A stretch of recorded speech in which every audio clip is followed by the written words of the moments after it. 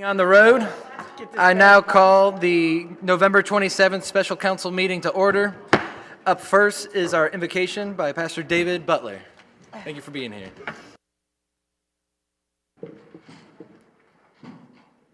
Would you bow your heads with me, please? Our glorious Heavenly Father, we declare you to be the Lord over our city, and in obedience to your word, we make intercession on behalf of those who are in positions of authority in our city this evening. We ask, Lord, also that you would put your blessing upon this meeting, that we may live peaceful and quiet lives marked by godliness and with dignity. We pray that the decisions made by our leaders will be inspired and directed by you in your divine guidance. We ask, O Lord, the assignments of evil be destroyed. We give you the thanksgiving in advance. In Jesus' name, amen. And now the priestly blessing. The Lord bless you and keep you. The Lord make his face shine upon you and be gracious to you. The Lord lift up his countenance upon you and give you peace. Amen. Amen. Thank you so much. Councilwoman Hebert with the pledge. Please start with your hand over your heart. I pledge allegiance To the flag of the United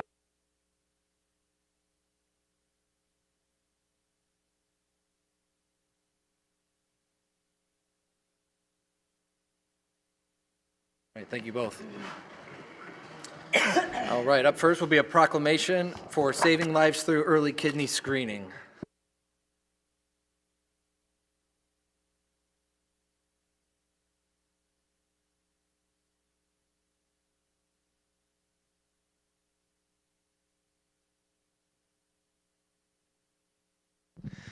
All right.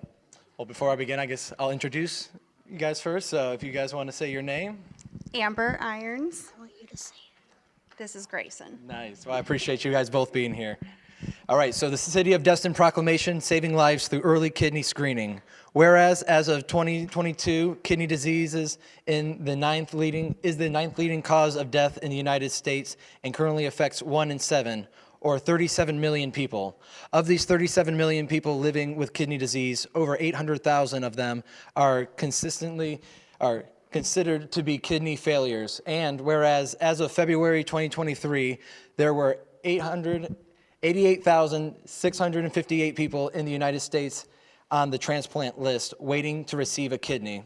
And whereas in 2022, 25,499 people in the United States received a kidney transplant, of which 5,863 were from living kidney donors, a profoundly courageous act of connecting and healing, and we should honor those who have given this most extraordinary of gifts. Thank you for that. Whereas last year in Florida, we celebrated House Bill 1099, the Living Donor Protection Act, signed into law by Governor DeSantis. This law prohibits life, disability, and long-term care insurance from discrimination against living organ donors by denying them coverage or charging them a higher premium solely due to their status as an organ donor. And whereas, according to the National Kidney Foundation, 9 out of 10 people living with kidney diseases are currently undiagnosed. And whereas, without diagnosis and treatments to slow the progression of disease, permanent stages of chronic kidney diseases may result where kidney functions have declined to points that the kidney can no longer function on their own. Now, therefore, I, Bobby Wagner, by virtue and authority vested in me as the mayor of the City of Destin, do hereby proclaim and recognize the month of November 2023 as Saving Lives Through Early Kidney Screening in Destin. Regular screening and early detection can prevent the progress of kidney diseases to kidney failure. So do this 27th day of November 2023. Thank you guys so much.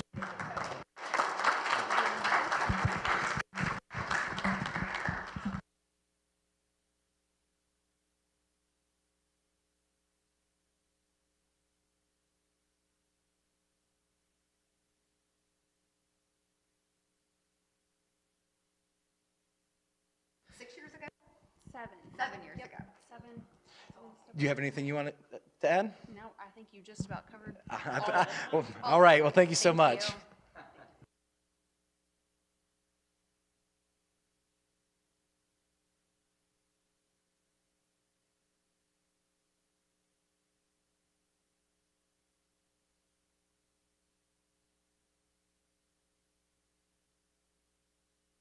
All right, thank you guys so much for being here. All right, moving right along, public comments. I will start on my right, go left. Everyone has 3 minutes. Please say your name and address. And we also have a public comment portion at the end of the meeting as well. So anyone on the right side going middle? Anyone on the left side? Yes, ma'am.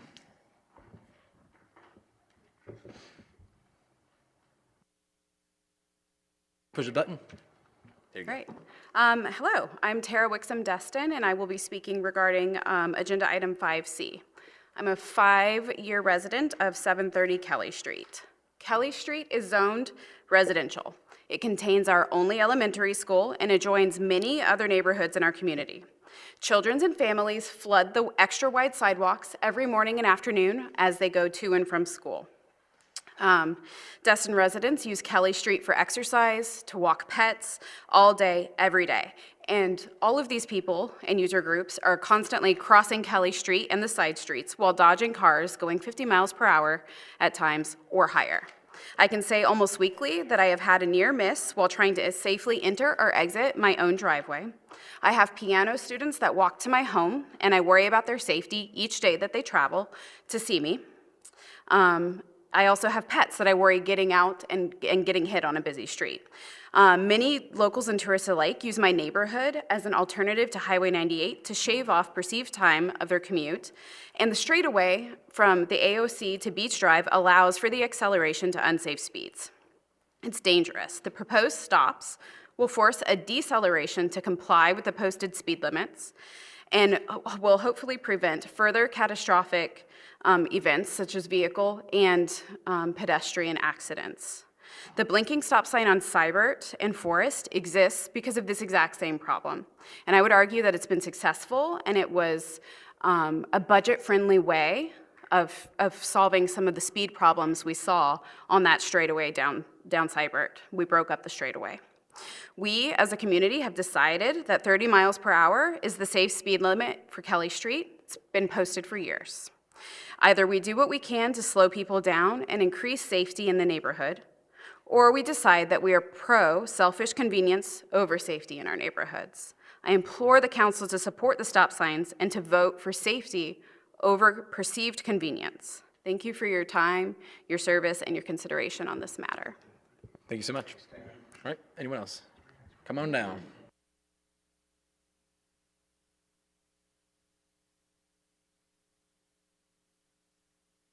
Name and address. Will Ellison, 744 Kelly Street. Hello, council, mayor, and staff. I've lived in Destin my whole life, and while I agree we needed a stop sign at the 3-way of Kelly and Main, I do not believe one is necessary at the 4-way of Spring Lake and Kelly. I lived on Spring Lane growing up, and I played in this neighborhood the whole time, and not once do I recall there being an issue at that 4-way. While I am frustrated about the vehicle speeding, most of us wouldn't even notice it if it wasn't for the increased mufflers, or the aftermarket mufflers, if I must say. I've seen people make the arguments that we need stop signs because of people walking to school, walking their pets, riding bikes, but the reality is kids aren't playing in Kelly Street. It's one of the major streets that we have. People aren't playing in the street. They're playing in the neighborhood streets, so reality is, all right, so kids aren't playing in Kelly Street. Most of the speeding is done at night, and you're gonna put 2 stop signs less than 100 yards apart from each other.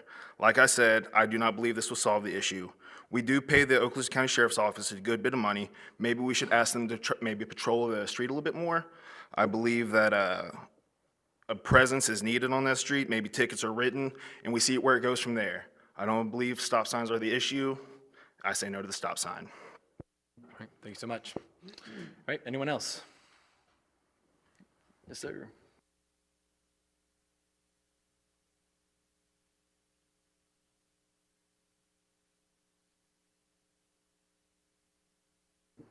John Frudiger, 501 Gulf Shore Drive. Been up here a number of times complaining about stop signs, people running them. We put a stop sign on every street in Destin. We put speed bumps on those stop signs on the speed bumps, and vice versa, all day long. Fact is, the stop signs are there and nobody's abiding by them like they don't on Gulf Shore Drive. What's the point of them? How much do the studies cost to put them in, the maintenance to put them in, the machines to use to put them in, the man hours, et cetera, et cetera, et cetera, et cetera. I think the main issue is a lack of enforcement of the laws, whether that's speeding, stopping, whatever. I don't think stop signs are ever going to solve an issue. I think it's a more lack of enforcement of law. My 2 cents. Y'all know I've been up here a million times complaining about people running a stop sign. They patrolled it for a little while, and it got better. They quit patrolling it. It's back to where it is. If they enforce the law, I think it would kind of help curb it. And that's throughout the city of Destin. All right, well, I appreciate you keeping coming back. All right, anyone else? Seeing none, we'll close the public comments at this time, and we'll go into consent agenda, and I'll entertain a motion at this. I'll make a motion to accept the consent agenda. Second. Motion is second. Any further discussions? Seeing none.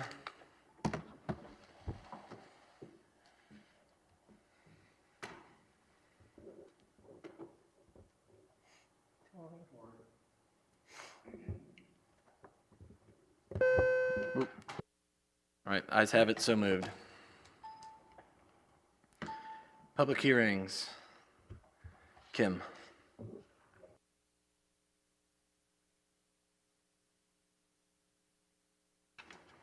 Okay, this is ordinance 2316 CN, an ordinance of the City of Destin amending appropriations for certain expenditures, expenses, capital improvements, and certain indebtedness for the City of Destin, Florida for the fiscal year beginning October 1st, 2022 and ending September 30th, 2023, and providing for an effective date. This is second reading.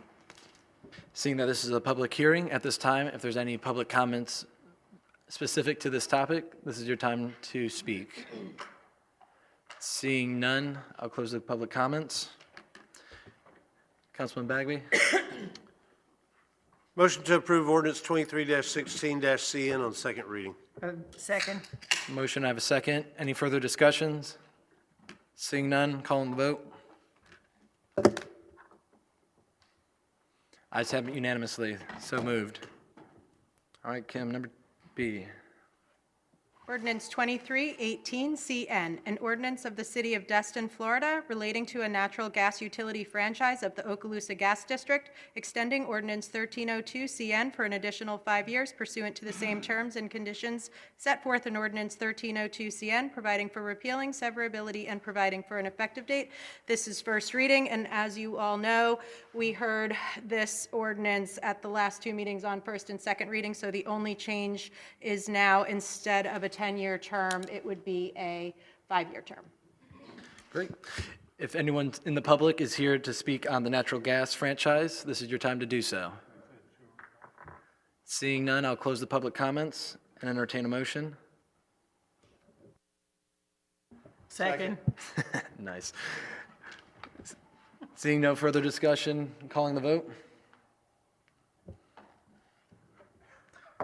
All right, ayes have it, so moved. All right, other business.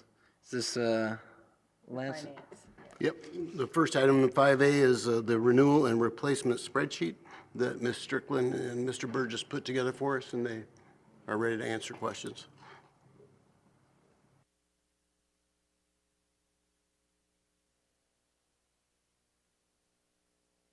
There's a third camera. Be careful where you sit now. If you don't mind, I'd like to walk you through the presentation just to talk a little bit about renewal and replacement. So here we go.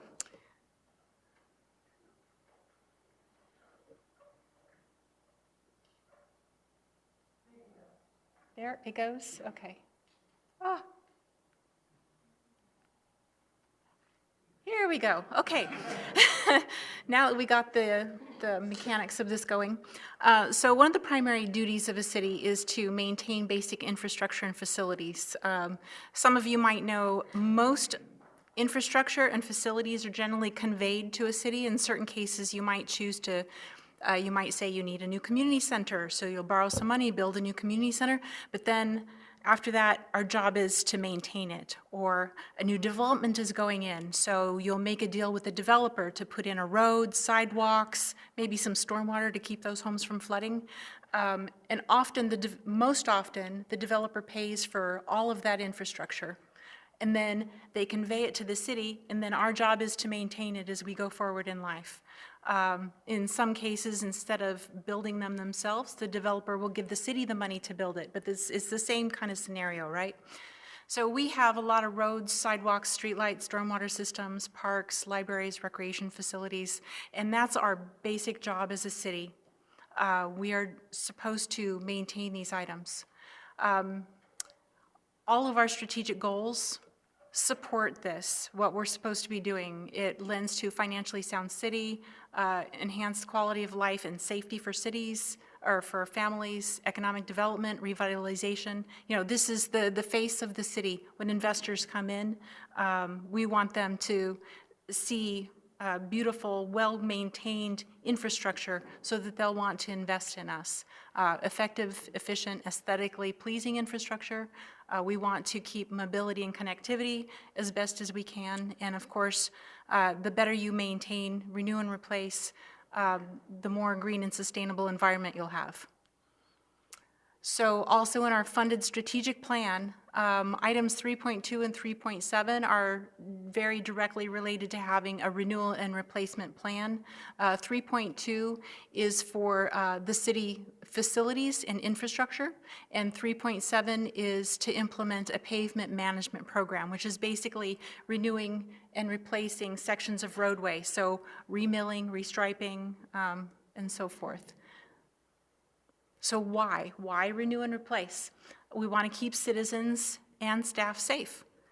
We want to keep homes from flooding. We want to, have roads that are in good condition so that they don't have as much wear and tear on our citizens' vehicles. We don't want their homes to flood.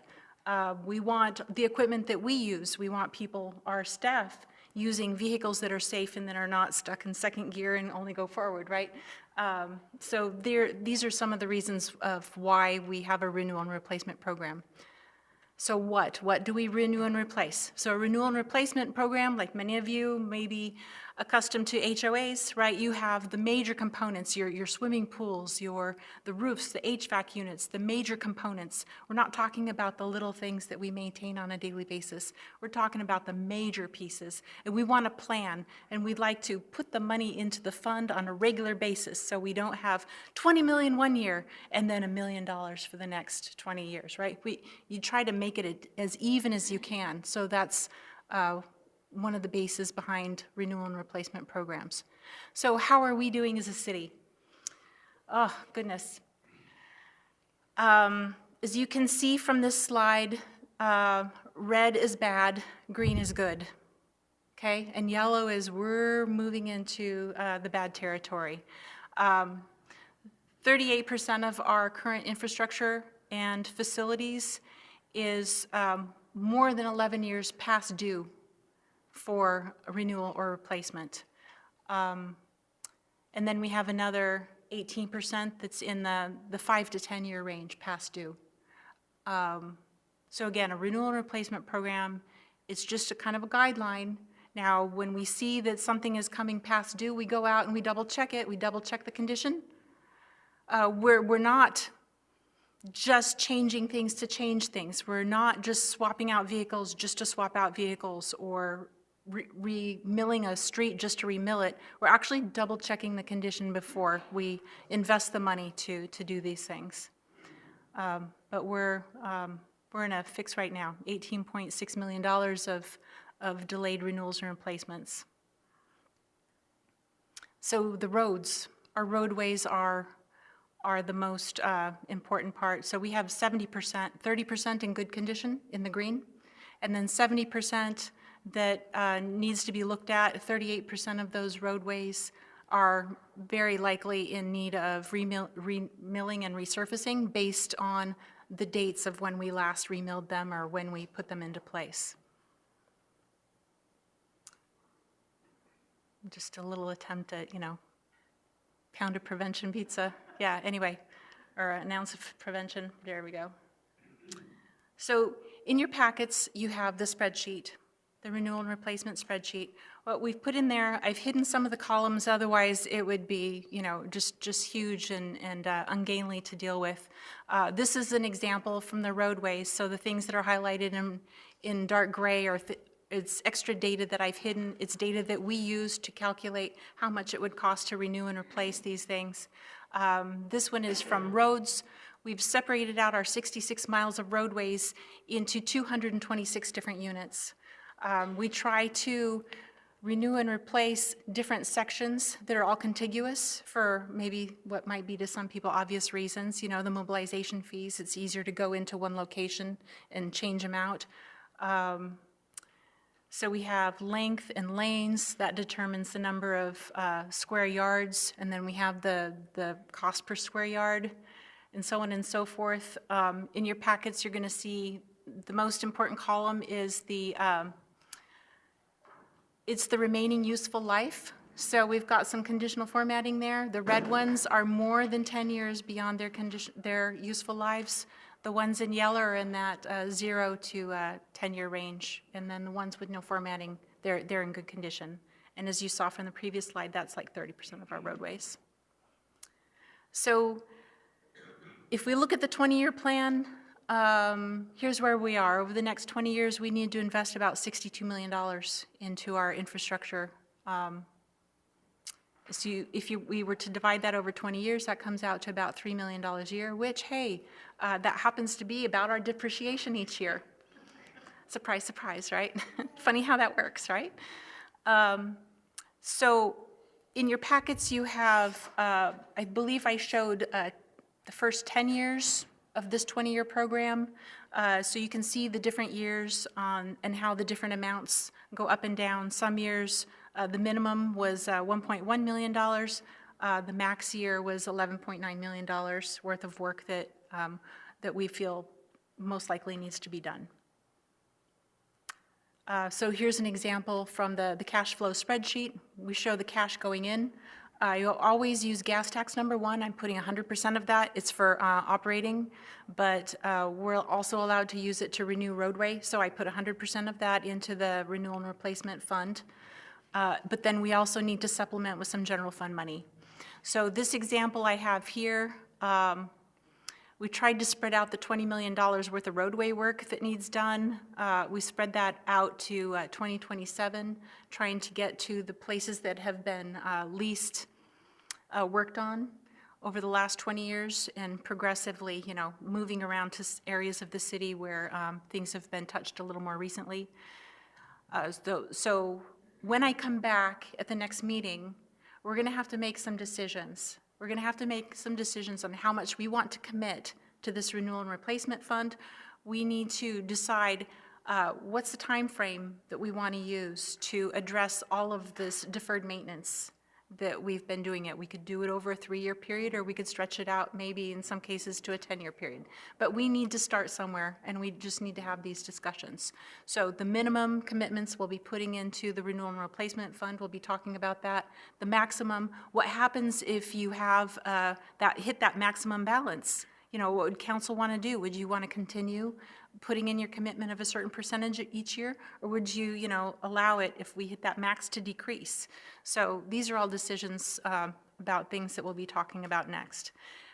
So we've got our planned cash coming in, we've got our planned expenditures on here, and then we've got the ending balance. And as you can see on this example I have here, even if I put in $9 million next year, I'd still probably come out with a negative bank account balance if we did everything that really needs done. So we'll keep coming back. I'll come with some more options on what to do next year. This is the effect on fund balance. So this option here, highlighted in yellow, that's putting in $18 million over the next 3 years, starting in 2025, right? This would be the effect on our general fund balance if we did that. As you can see, our fund balance still stays pretty healthy in the $21 to $14 million range, which is pretty good for a city our size. Reoccurring funds for the renewal and replacement funds. So here's, one of the options I was putting in. Ideally, we would put in that $18.6 million, and we would catch up. And And then in future years, we just need to come up with a rule of thumb on how much we're going to put in. As I mentioned before, I'm already putting in 100% of the gas tax number one, which for people who don't know about gas tax number one, it's distributed to municipalities based on our population. And as many of you here know, our population is tiny in comparison to the number of cars that we have going over our roadways on a daily basis because of all the short-term rentals, hotel rooms, and so forth, because of all those short-term people coming through town. So we'll be talking about minimum and maximum proposed renewal and replacement fund balances. And debt. I want to talk about how debt pictures into all of this. So would you as a banker want to lend to me if you know I have a bad history of maintaining what I've got? So in the water wastewater world, for example, it's very common for municipalities to have a covenant, and anyone who lends to them will double check. Are you meeting that covenant? Are you promised to put in 5% of last year's revenues every year into your renewal and replacement fund. Are you doing that? And are you actually keeping up with the maintenance? So those are things that lenders tend to look at. Also, it's not recommended to borrow ever to do renewal and replacement type work. We should just be covering that, like an HOA would. We just borrow a little bit from everybody to make sure there's enough in the pot to do things as they come due. Financially sound cities, so it's also not generally recommended to become dependent on state or federal subsidies for common maintenance. This little girl is kind of cute.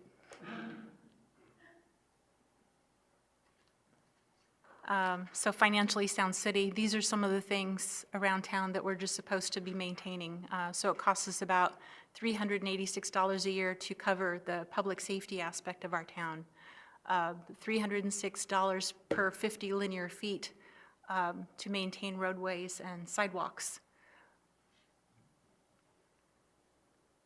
$361 a year per household to maintain our parks and facilities, recreation facilities. So, and this is just a reminder of the annual taxes that people pay in. So the next steps. At the next meeting, I'm going to bring forward a draft resolution, and we're going to talk about all of these things. So you have time, you have those spreadsheets, so you can look through and see all the data that we've put together on when things were last replaced. You might have noticed even this summer, like the HVAC units on this building were some of them between 5 and 10 years beyond their useful lives. And what did they do? They went out on us in August. We have a bunch more that are using a refrigerant that is no longer for sale. So go through those spreadsheets and think about, what would you do if you're king of the hill? How quickly would you catch up on all of this deferred maintenance? And we'll put that into resolution format. And any questions? Yes, we do. Thank you guys for your time. All the staff that was involved with that. That's a lot. Thank you, Crystal. Great presentation. Councilman Bagley. Yeah, thanks, Crystal, and thanks, Michael. I appreciate y'all putting this together.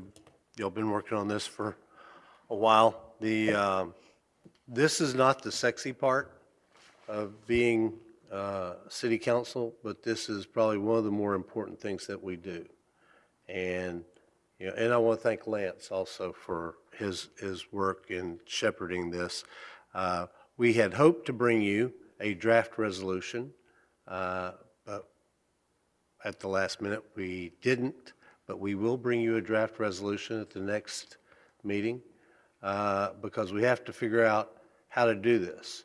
And to the point that sometimes is made, it's a resolution, and we can change that, but we have to have something on the books that says this is our policy. And yes, we look at it every year. The Public Works, Public Safety Committee used to go out and do a sidewalk assessment every year. Years ago, probably maybe even when Kevin was on it also, but I know when I was on it, we always went out and We walk the sidewalks in our little section, it's like, this part needs to be replaced, and that part's still okay, or whatever.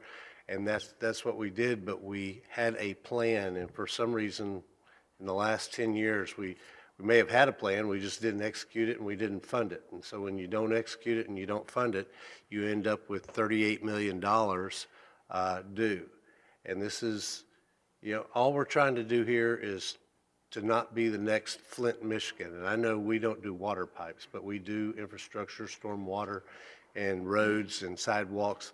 And it's never a problem till it's a problem, and then it's catastrophic. And then it's too late. And then it's too late. And then you make, and we owe it to our citizens to have sidewalks.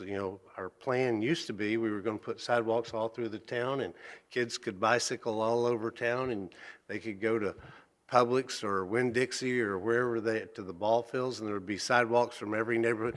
And then we kind of got off of that. We need to get back on that. And we need to fix the infrastructure of this city. And without some kind of commitment, that's why earlier this year when we were talking about the budget, I wanted a committed funding source for the stormwater. We have one for the undergrounding of utilities. We have, the gas tax #1 for roads, but that's not near enough. This is management 101 for cities. And so I thank y'all for pulling all this data together. And, I look forward to the meeting on the 11th where we have 2 or 3 options on how to fund it or how much to fund it. But it's time we fix this problem before this problem fixes us.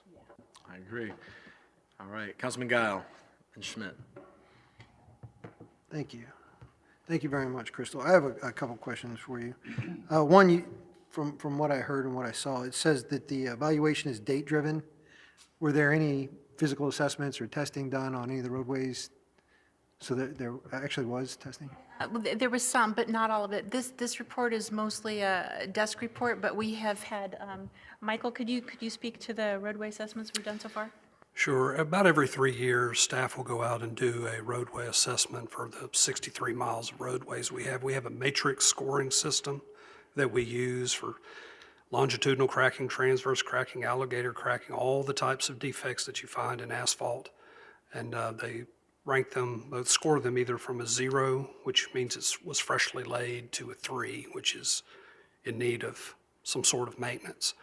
Of course, the worse, it's kind of like in golf, the higher your score, the worse you played.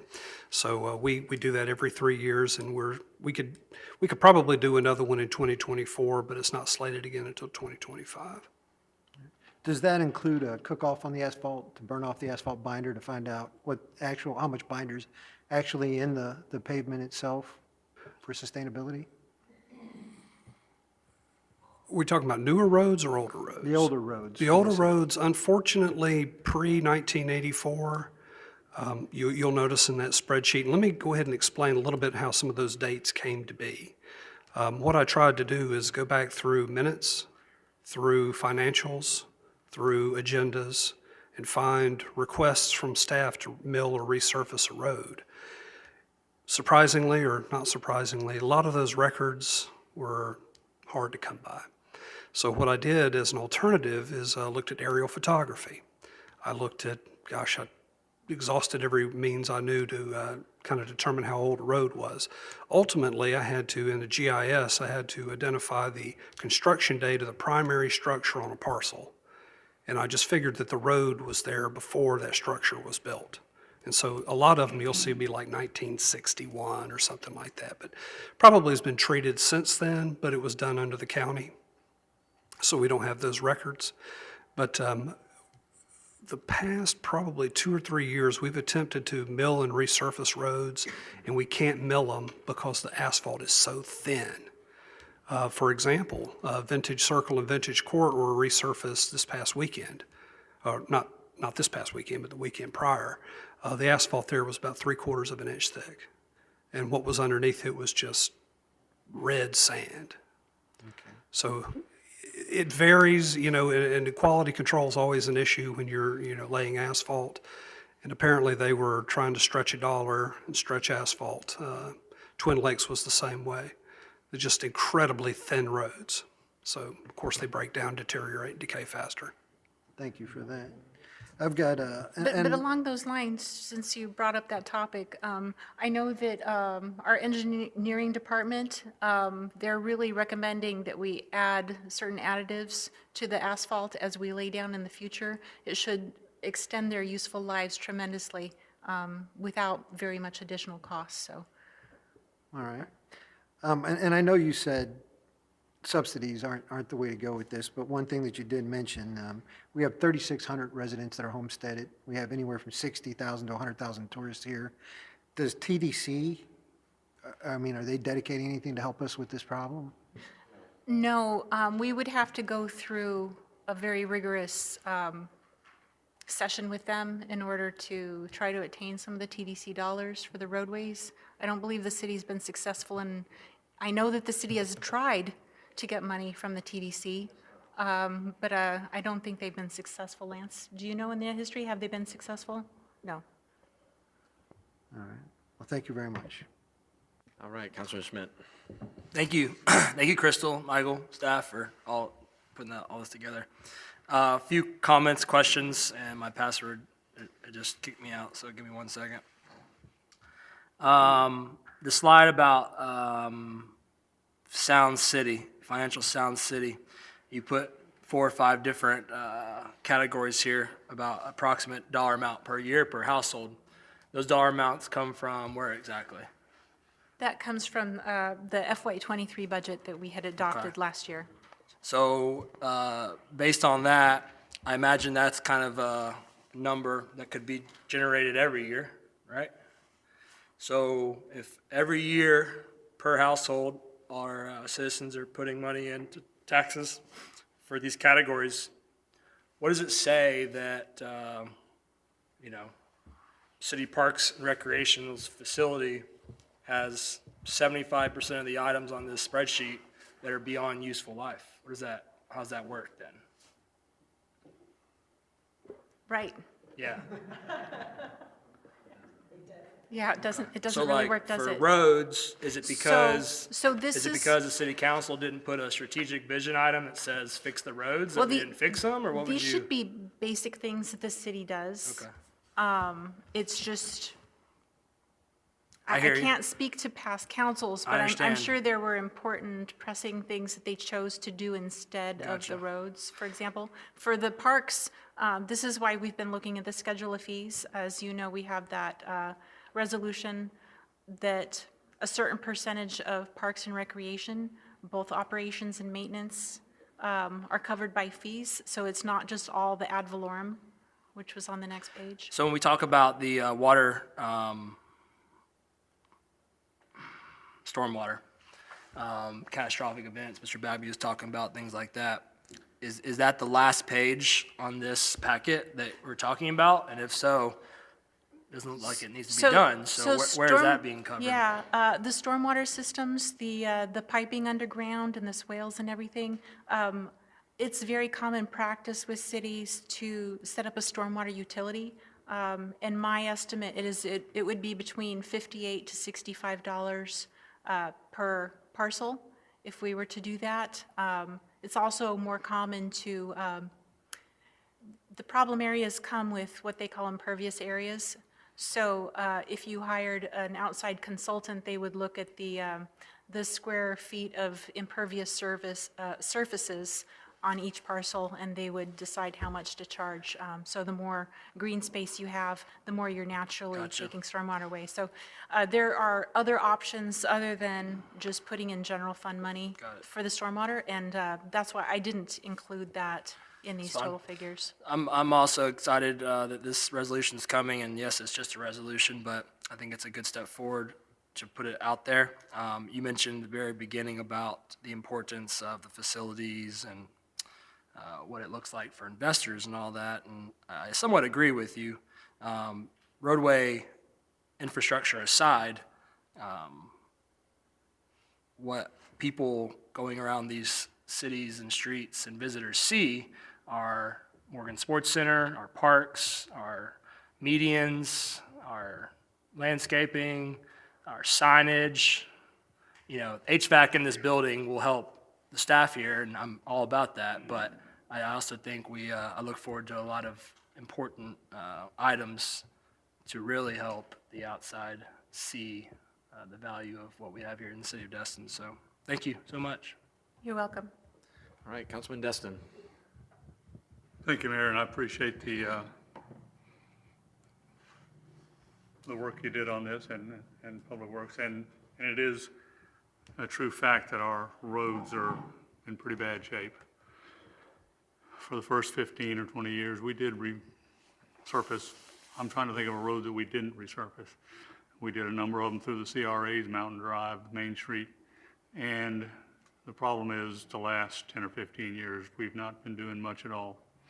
So we have to get on that. What we have to have is a revenue source to move forward. Fund balance, just so I'm sure about what you're talking about, that's reserves. What is fund balance? Fund balance is broken up into different situations. Basically, the bottom line of fund balance, it's just your revenues minus your expenses. Right, So the money we have left over. And it comes multi-tiered because some of that fund balance is restricted. For example, the money in the impact fees, I can't just use those for operating and maintenance. They're very highly restricted by the state. Some of the fund balance is already assigned. That means I signed a contract and I promised somebody that I would pay them a certain amount of money. So it's basically a purchase orders or contracts that I have to honor. And then we have some unassigned fund balance. And most of the general fund, the funds, every city has a general fund.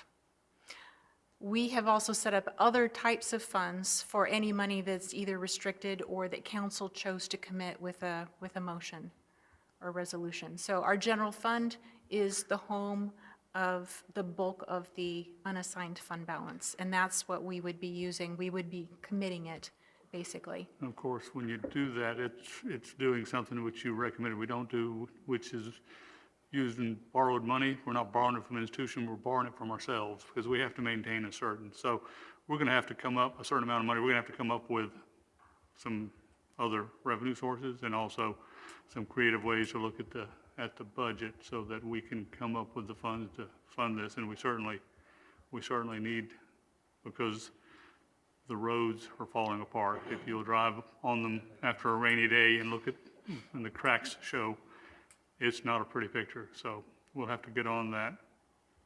And other than that, that's going to be the hard part. I did find it interesting when you did the assessment of household costs.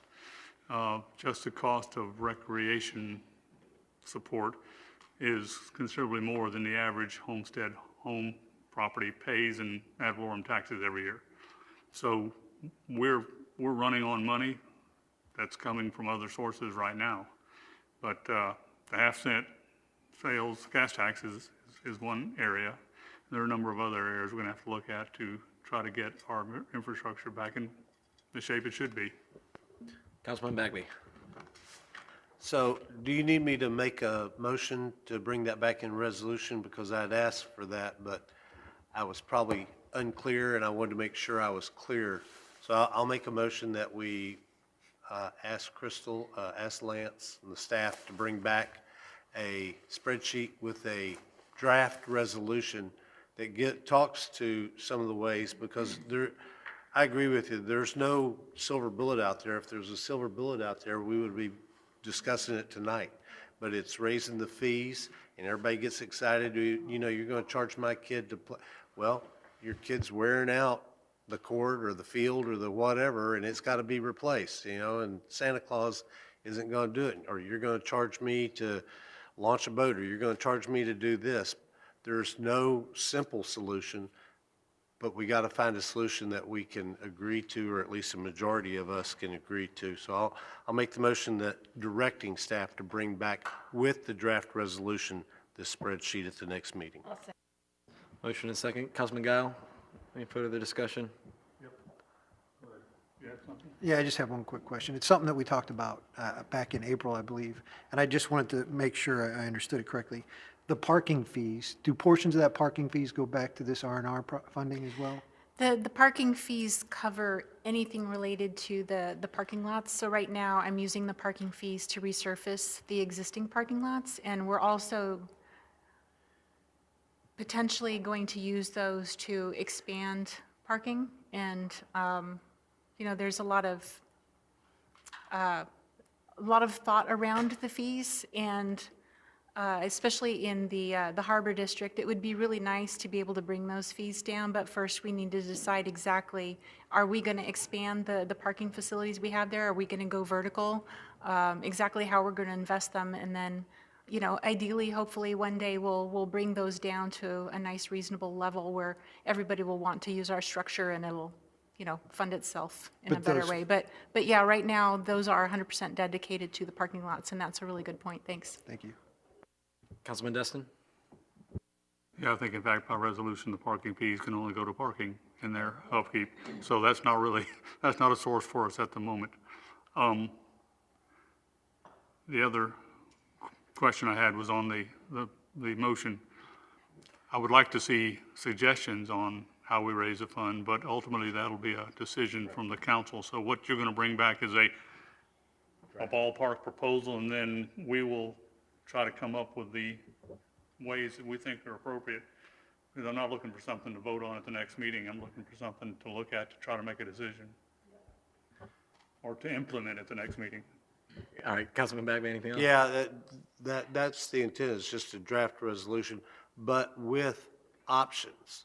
And I want to see, if you can get this amount, to pay for the parks. And this, I like dedicated streams of income to address certain just like we did with the undergrounding the utilities, because then that way we know going forward, some years it's going to generate a lot of money, some years it's not going to generate as much money, but at least there's a dedicated stream to addressing a known problem, and this is a known problem. May I recommend red light cameras? Just, they're walking, they're looking for. All right, call the vote. Sometimes people do, they ask, well, why don't we use all of the money from the tickets, the fines that are collected from speeding and from, going, running through stoplights and stop signs. Why don't we use those fines? Just to make it clear for the whole city, it's about $30,000 a year. And I need about $3 million a year. Yeah, it's Yeah. like 8% of the ticket. Yeah. All right, calling the vote.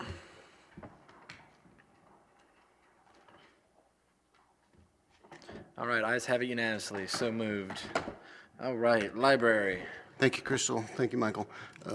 Up next is just an informational item to let the council and those watching know that we have a long-awaited project going to take place in the month of December at the library, which is replacing the carpeting. So it will require us, with the holidays mixed in there, to be closed most of that time, with the exception of this Friday where kids can come over and meet with Santa Claus, is what I understand. So I would encourage you to do that. And we have Wen Livingston here, our library director, if you have any questions on that timeline. All right, well, thanks for being here. All right, thank you so much. All right, moving on to C. Thank you, Mr. Mayor. Mr. Destin, I believe, had asked us to bring back some more information on a potential four-way stop at the intersection of Spring Lake and Kelly. And initially, I think Michael brought back the cost for the traditional stop signs at that, to make that intersection a four-way stop would be about $1,000. To use the newer lit signs would be closer to the $5,000 range. And Michael is here to answer any questions y'all have. All right. Councilman Destin, you want to kick it off? You have anything?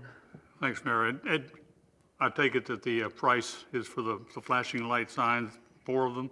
So if we just put them on Kelly, which are the only new ones, the other 2 have been there forever, that would up it by about another couple of thousand. Yeah. Yep, and then, so. Not all 4 signs.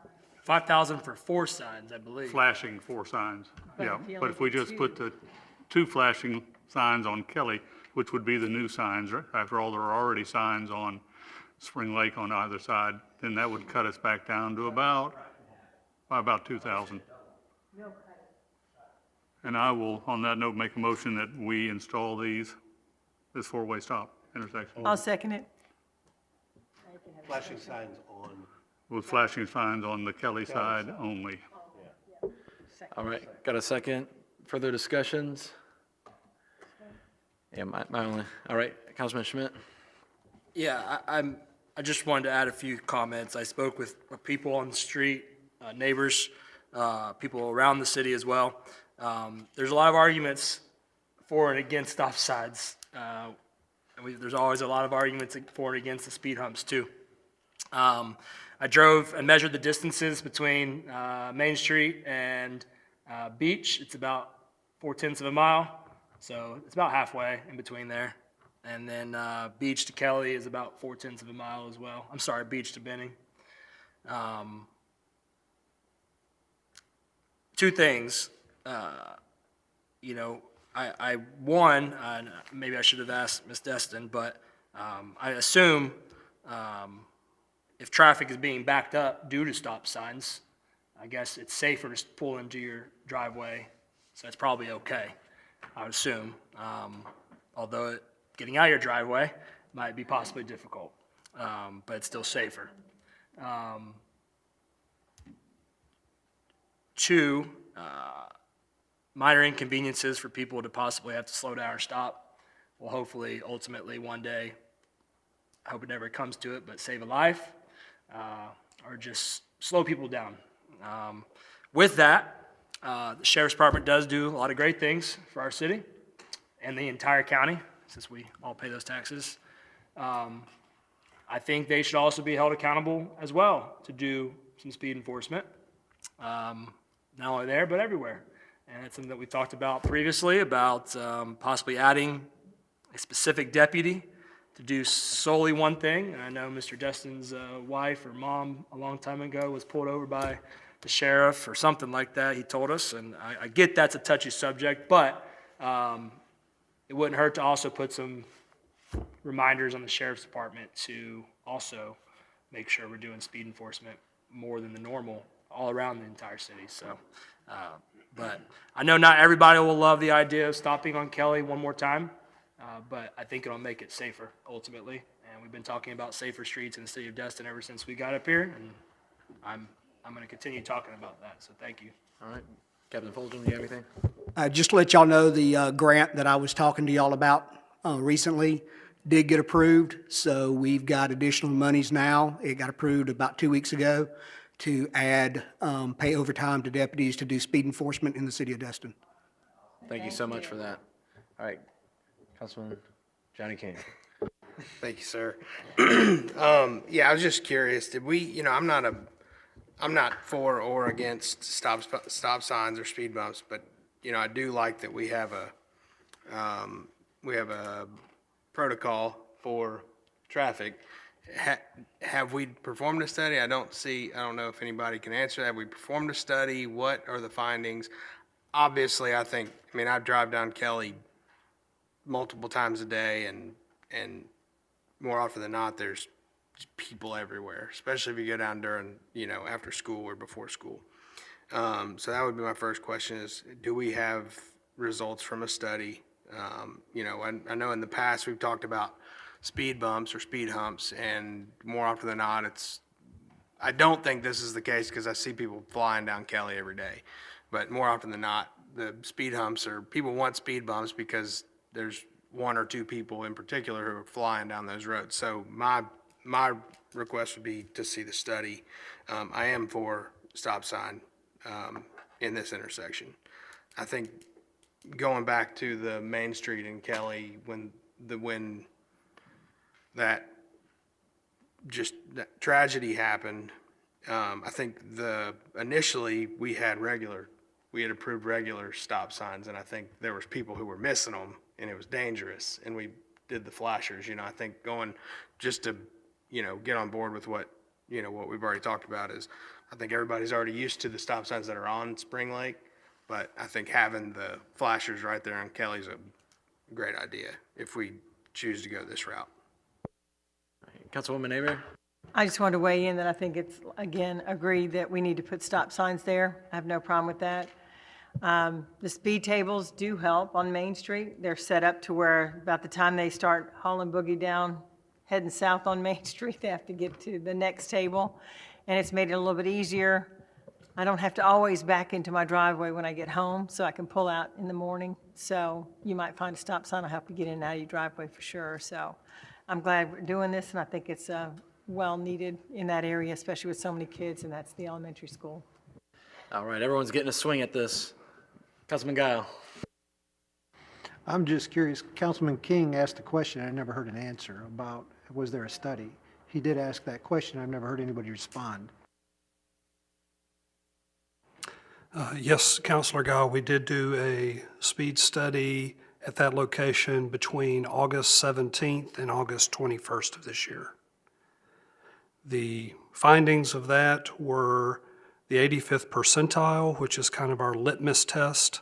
Typically, a traffic calming measure, you need 11 miles over the posted limit to warrant a traffic calming measure. In this case, the 85th percentile at a posted limit of 30 was 37 miles an hour.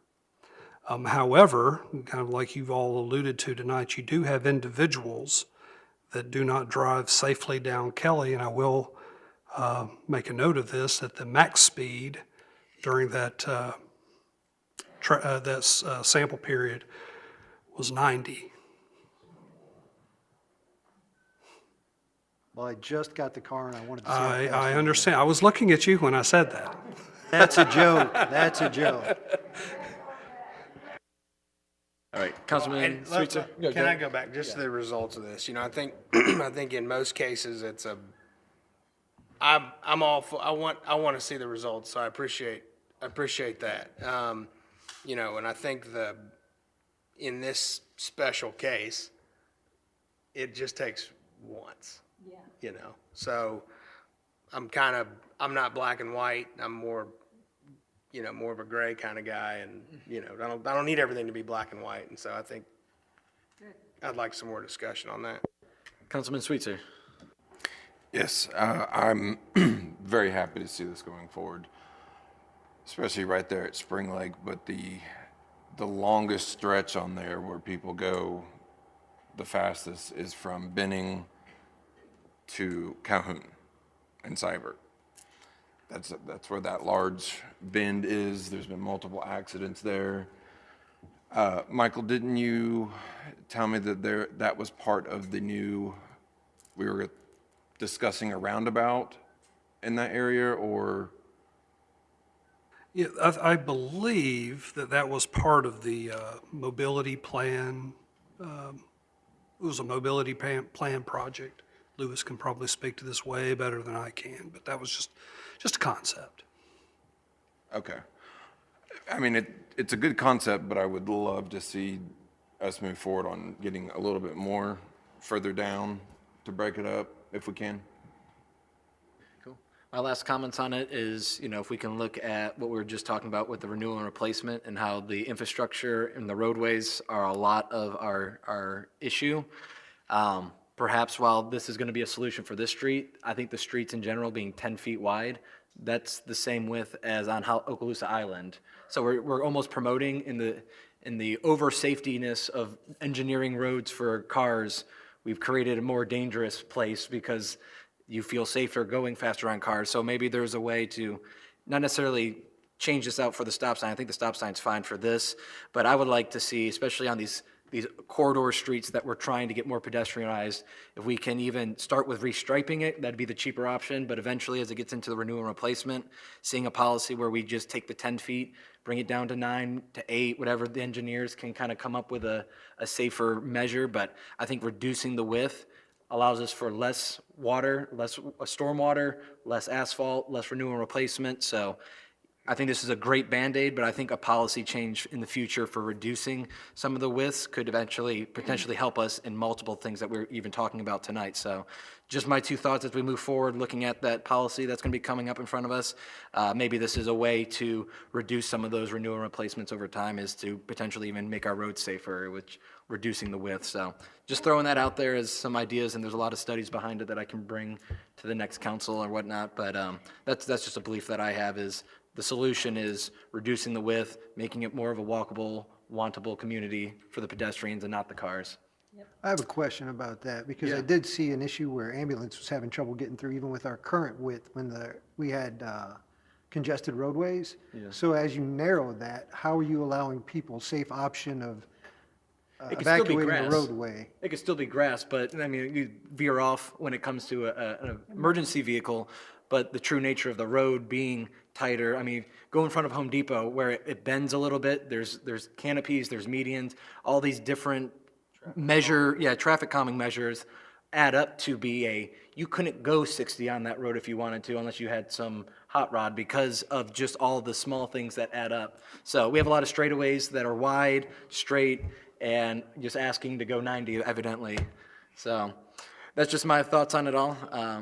So with that, I will call the vote. Everyone know the motion? All right, calling the vote.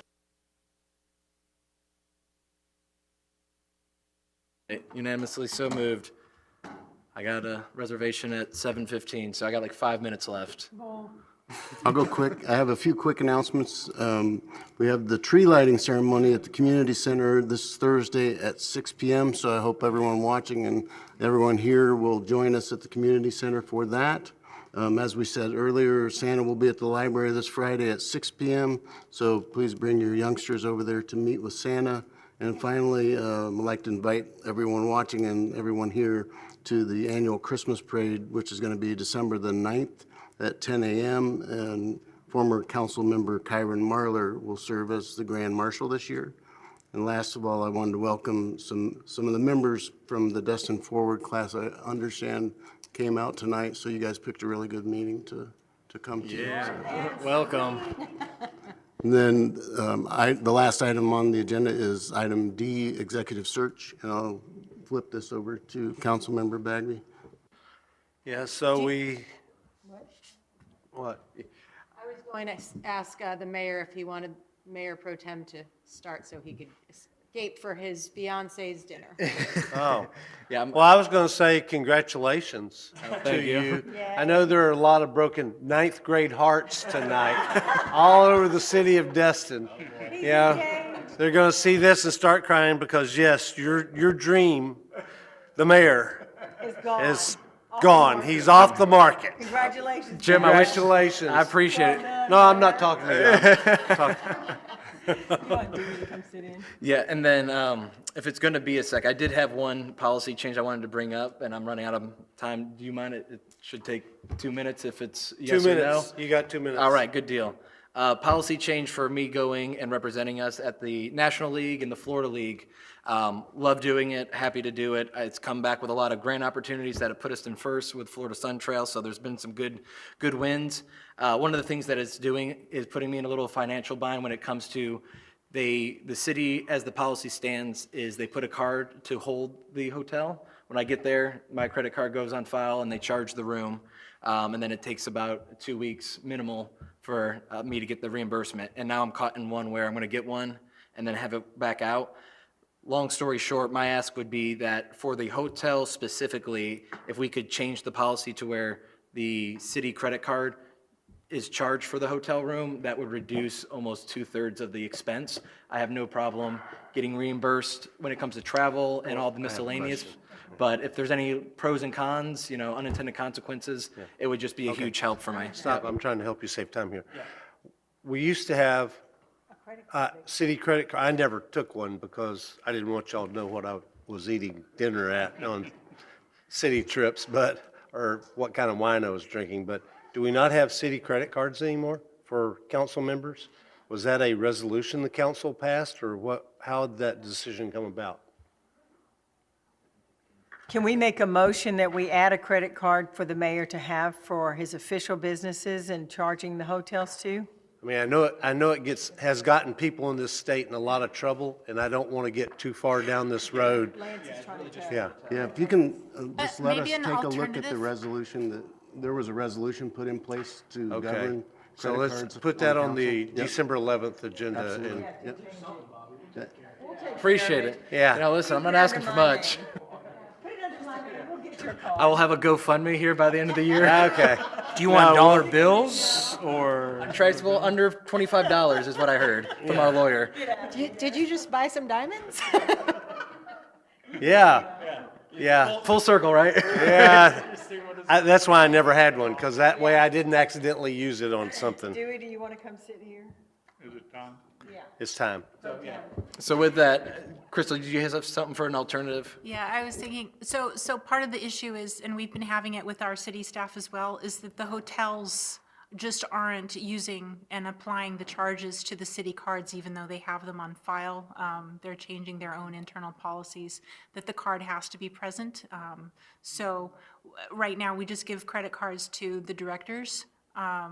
But the directors are often not the people who are traveling. So I was thinking as an alternative, just like Bagby said, there are a lot of instances where council members throughout the state of Florida have gotten in trouble with accidental charges to their municipal credit cards. Maybe we should look into a travel advance policy instead. All right. All right. We'll figure it out next meeting. All right, good deal. Well, with that, Councilman Destin. Congratulations. Thank you.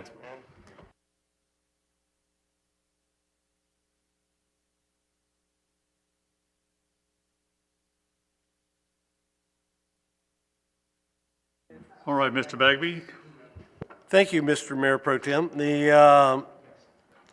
With the passing of the consent agenda and the agreement to the separation agreement and mutual general releases, we now find ourselves in search, or soon to be in search of a city manager. And so I would like to make a motion that we direct staff to bring back an RFP at the next meeting. It hasn't been that long since we had an RFP, and we used it multiple times the last time we went down this road, but bring back the draft RFP for approval by the council so it can be published by the 15th of December, so we can get on with the business of finding our new city manager. Just to clarify, that is for staff to seek out a headhunter for a future manager, right?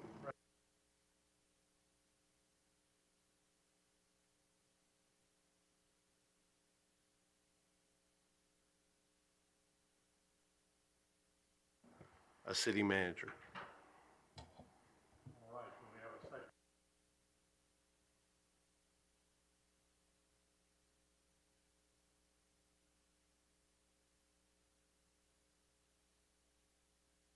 Second.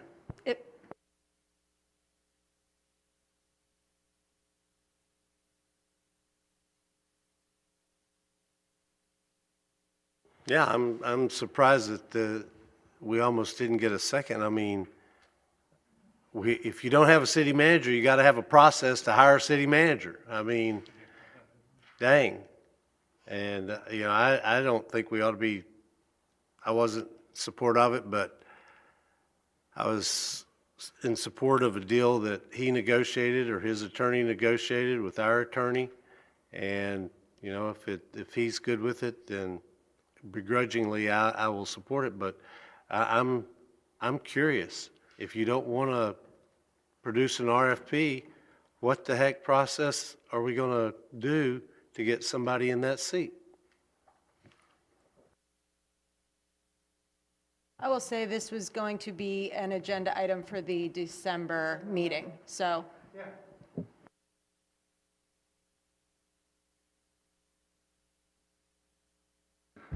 I'm not, Kevin, you're next. Yeah, sure. I mean, I was just going to say that I didn't, special meeting tonight, I didn't think this was on the agenda. Nobody asked to have it put on the agenda, but somehow it got here. We can have an RFP be prepared and brought to us, and we can review it, and then we can either change it or approve it or whatever at the next meeting. That's all he's asking for, right? Yeah, that's all I'm asking for is draft an RFP, bring it to us so we can say, you know, what's the timeline? The RFP should have the timeline for when companies, executive search companies, submit their proposals. Yeah. When the staff reviews those proposals, when we approve their or accept the staff's recommendation. We're just talking about a process here. We're not talking about hiring anybody. But, you know, if we don't start the process with the RFP, the draft RFP on the 11th, it's going to be March or April, which then we get into budget season without a leader. And oh, by the way, we're not going to have an assistant city manager because we just got turned down by our best option because they don't want to come, you know, into a chaotic situation, and I don't blame them. I mean, and quite honestly, the new city manager, whoever that is, deserves the opportunity to have input on who the assistant city manager is. We got to have a process. You know, whether you support the process or don't support the process, all I'm asking is for a draft RFP to be brought back at the next meeting so we can discuss what we like about it, what we don't like about it, and approve it at that meeting. Otherwise, we're going to lose an entire month, more than a month, which is unfair to our HR staff, unfair to our staff, period, to be without a leader for that long, you know, after January the 2nd.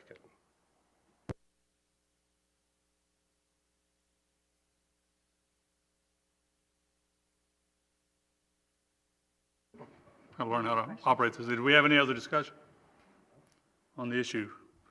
Well, I have a little bit of discussion. I've been here through the choosing of almost every city manager with the exception of one or two, and we've done it 2 or 3 different ways. We hired headhunters that we paid large amounts of money, and I never thought that they came out with a selection that was a bit better than the one when we formed a citizens committee who went through resumes and made a recommendation. I also know that some cities appoint an interim city manager while they're going through the search process, and we have always had a policy of trying to promote internally if possible.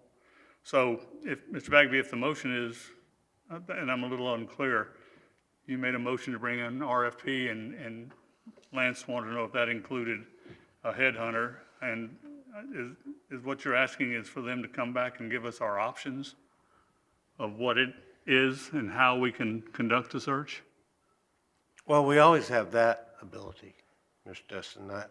But if one of our options obviously is to hire a headhunter. There's very few, you know, there's a handful, less than a handful, that deal primarily in city, county managers. And so if that's the option we choose, we ought to have the RFP ready to publish. If we want to do a citizen committee, I haven't been here for as many of the city managers as you have, but I've seen, well, heck, there were 4 and 5 years, and then there were 3, I think, in my 8 years. So probably about 7 of them, plus Jill, and her husband. But anyway, so that's always an option. But if we choose the option of a headhunter, we ought to be prepared to execute that because that is a time-consuming process. Or we ought to be prepared to appoint a citizen committee, and every council member bring back a name for that citizen committee on the next meeting. Or, you know, the internal candidate, either one of those 2 options, whether it's a citizen committee or a headhunter, the internal candidate's free to apply. So I would say it's really 2 options, the citizen committee or the headhunter, and we ought to be prepared to execute both of them on December 11th, because then we don't meet till January. And Lance is with us till January 2nd, 1st? January 2nd. So I think that we could possibly go forward without having to make a decision at the next meeting. But, you know, if we have to make a decision on which direction we're going at the next meeting, I suppose that we can. But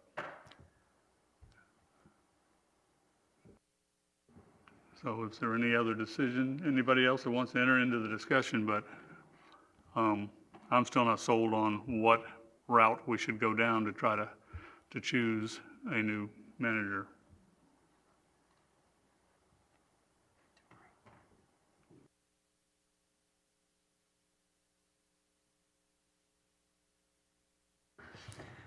Since this is a special meeting, I would suggest that we just table this till the December 11th. And I realize there's a time crunch concern, but give us time to actually come up with our plan and do it during a regular council meeting like it should have been from the beginning.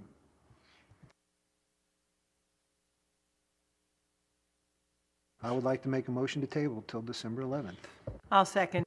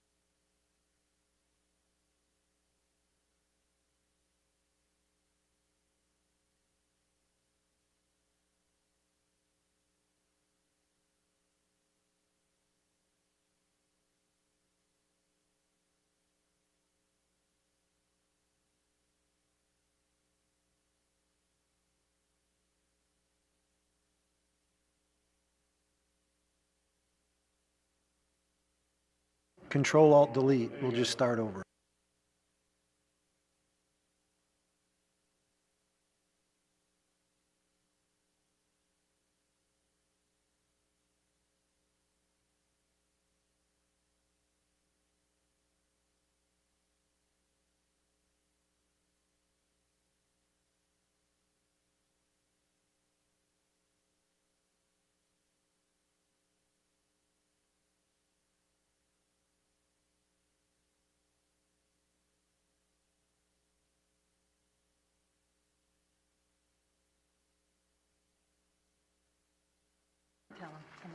Any other public comments tonight?